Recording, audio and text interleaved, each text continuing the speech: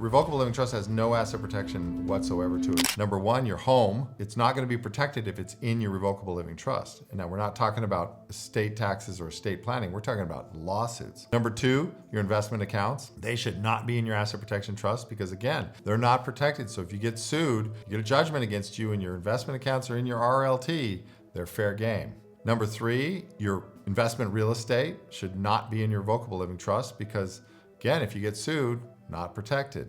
Number four, your car collection or other valuable assets, your expensive boats or your expensive airplanes. Again, not protected in your revocable living trust. So if they're in there, you really have no advantage except estate planning. And number five, retirement plans. And basically, you can't put a retirement plan in a revocable living trust anyway. And if you tried to, you would actually void your tax-exempt status to your retirement plan, cause an early distribution and a bunch of taxes. So definitely don't put your retirement plans in your revocable living trust. Yeah, so most people out there that are giving estate planning advice are talking about properly funding a revocable living trust. Everything goes in there. And they're not wrong from an estate planning standpoint. If all you're worried about is dying and passing your assets to your heirs and beneficiaries with no probate, then yes, you should put everything in your revocable living trust. That's fine. The difference is that if you want to protect those same assets from lawsuits and creditors during your life, then they should not be in your revocable living trust. Because the revocable living trust is revocable, a judge in a creditor case can simply look at the assets sitting in the revocable trust and say, hey, revoke it, bring them out, hand them to your creditors. That's the challenge with the revocable living trust. So I am a proponent of having a revocable living trust, but if you also have an asset protection structure, you're going to fund it very differently. It's going to basically be the recipient of your asset protection trust structure at your death. So during life, your RLT is going to hold virtually nothing. And at death, it will be funded. After you've died, after your liabilities have been proven to not exist, we can now pass the assets into the revocable living trust where all the sophisticated estate planning can occur. You can still avoid probate, maximize your exemptions, get your step up in basis, and pass your estate with minimal hassle. So it's just a function of what you're trying to accomplish. So if you've already funded a revocable living trust with all your assets and you wake up one day and you realize, wow, I've got quite a bit in there and I need to protect it, then we need to look at your assets. The process is basically going to be to design an asset protection structure and then transfer your assets out of your revocable living trust and into the various tools of the asset protection structure. That could be LLCs, that could be a holding company, or could even be directly into an asset protection trust. But at some point, as your assets have grown beyond just estate planning and you do need creditor protection, then your revocable living trust becomes just a part of your plan and not the primary plan, and does get unfunded as you build your asset protection structure next to it. Yeah, so I run into a lot of clients and they do have a CPA, they do have an estate planning attorney, and they have a financial advisor, and they're all kind of working in their own silos. To be honest, those three don't really need to talk to each other too often. The estate planner is kind of what happens at my death. So, the CPA is not too concerned with how they're structuring things. Most estate planners are using what's called a revocable living trust, which is a basic grantor trust, which really doesn't have any impact on the CPA and the tax structuring. The financial advisor usually is just dealing with a portfolio that they manage, whether it's from their retirement assets or whether it's from their taxable assets, but they don't really need to coordinate with the CPA and the estate planning attorney.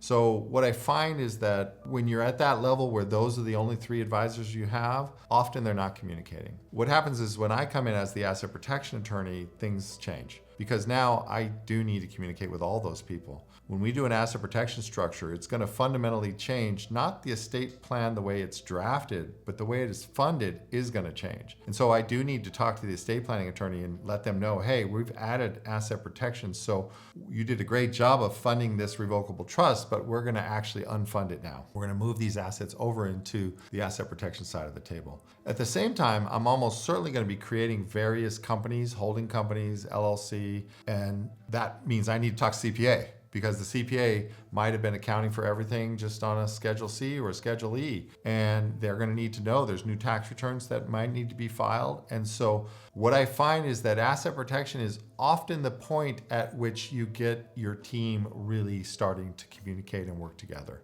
Before that, there's just not enough reason and everybody's kind of happy doing their own thing. But when I get involved, it just can't stay that way. That's also true with the financial advisor. We're not going to leave the money sitting in the client's personal name at the financial advisor's brokerage. We're going to have to change it now into the holding company. So we are going to have to communicate with the financial advisor. So asset protection to me is kind of like the catalyst. It's the moment that things get real. And frankly, that's when you find out if you've got the right team. Oftentimes we'll find out that one or maybe even more of the partners on this are not really ready to go to the next level. The CPA is not really ready to do advanced tax strategy, which is something else that we're going to want to talk about. And so that's the time where we might do some reshuffling if the members aren't really dialed in and they're not ready to move to the next level. The biggest challenge I see for clients is that most of us, if you weren't born into a wealthy family where all this stuff is set up for you, you made it yourself. You started with a simple structure. You did what was appropriate at the time,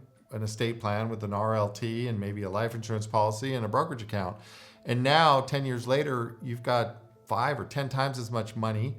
You're much more sophisticated, but you've never really relooked at the simple structure you set up in the beginning. So when they wake up and say, wow, I don't want to lose everything I got, and they call me and we start talking about asset protection, it inevitably leads to the whole team. And so I consider that a really seminal moment for many of my clients as they realize, wow, now it's time to actually get a real tax strategist involved. Because one of the comments I hear all the time is, God, I'm paying a lot in taxes. And I mean, I love my CPA. I've been with them for 10 years, but they never come up with any ideas. They're not telling me I should do anything. And I just feel like I'm missing something. And the truth is that most of them are missing something. They're not taking advantage of real tax strategy that is available to them. So that's what I find my role often is a catalyst to get the whole team working in the same direction and on the same page. When you get ready to add asset protection, it's a big moment, and it's the time where you're kind of getting real about building a real financial team for your entire estate. What I find is that everybody has a little bit different number of when they're ready for asset protection. It could be $2 million.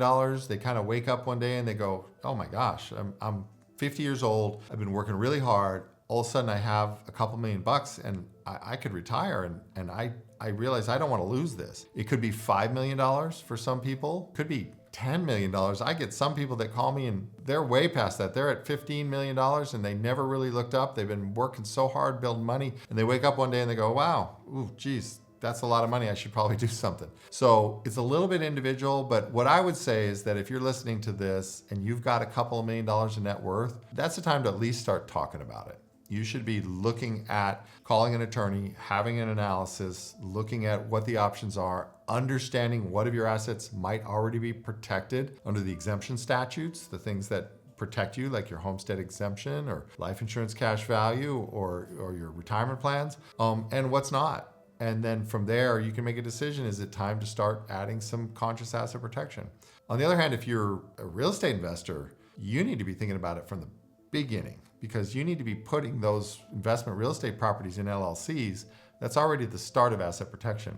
And the minute you do that, you need a bigger plan. And I can't tell you how many people have started their real estate investment life and weren't really clear on what they were going to do. And so they put properties in S corps, which is fatally wrong. They use multiple properties in one LLC to the point where they've overweighted it with all their properties. They don't use a holding company. They don't understand the taxation around all this. They're not taking maximum advantage of bonus depreciation. So basically, as soon as you wake up and realize, I'd like not to lose what I have, that's the time to call an asset protection attorney. If that's you and you're listening to this and that's now, you can book a call with my team. There's a link below where you can book an asset protection analysis, and we'll go over all that. We'll look at your assets. We'll look at your risk, look at the exemptions that apply to you, and then we'll help you make a decision on what is the appropriate structure for you. And from there, you can make good decisions and have a plan so that you can grow into it. And that's the key. You want to be growing into something that already fits you instead of growing out of something that you have already grown out of. Instead of growing out of something that no longer fits you.